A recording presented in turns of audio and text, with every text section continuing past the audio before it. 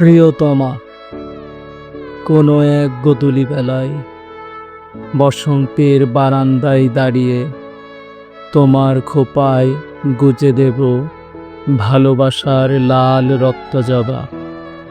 তুমি গোলাপ ভালোবাসো, সেদিন না হয় লাল রক্তজবায় সাদরে গ্রহণ করো।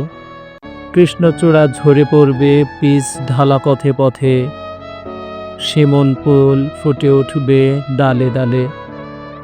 কোথাও থেকে থেকে ডেকে উঠবে সুরেলা কোকিল। ক্লান্তি ভুলে আমরা মেতে উঠব ভালোবাসার খোশ গল্পে। প্রিয়তমা, বসন্ত ভালোবেসে এসে পড়ো আমার অনুচ্চারিত নিমন্ত্রণে।